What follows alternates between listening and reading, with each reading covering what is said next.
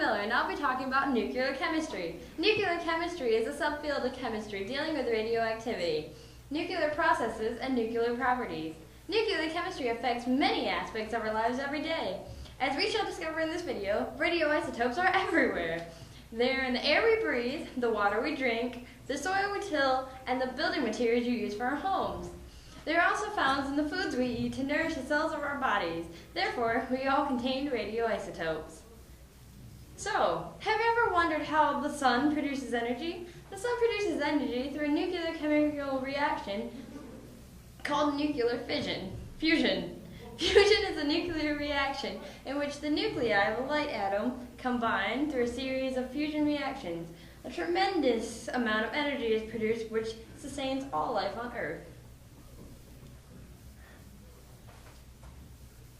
There are two different types of energy-releasing reactions in which energy is released from high-powered atomic bonds between the particles within the nucleus.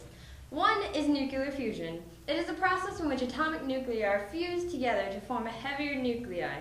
Extremely high temperatures can force the nuclei together. Large amounts of energy are released when fusion occurs.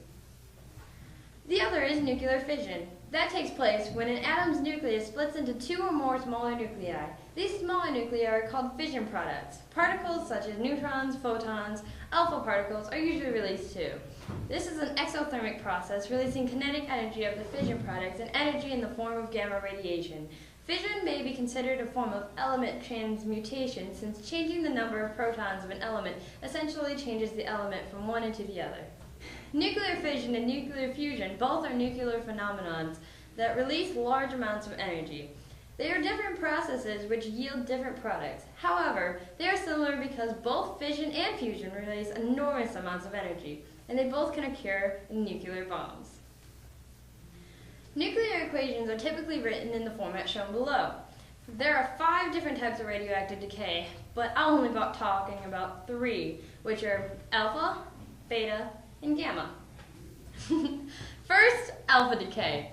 When A is the parent isotope, the atom being broken apart, B is the daughter isotope, or the isotope formed. When an element is broken down in alpha decay, it loses 2 neutrons and 2 protons. This means that the name of the element will change as well, moving back 2 places on the periodic table.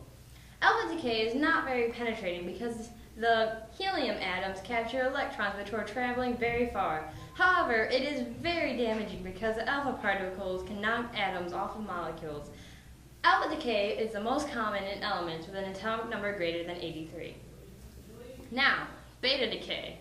The beta emission increases the atomic number by 1 by adding 1 proton.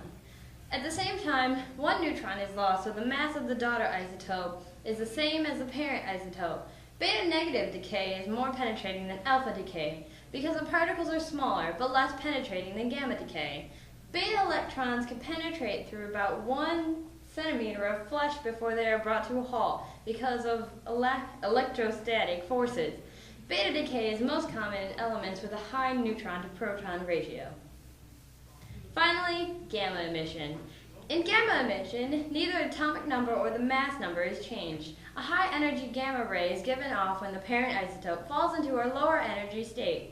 Gamma radiation is the most penetrating of all. These photons can pass through the body and can cause damage by ionizing the molecules in their way.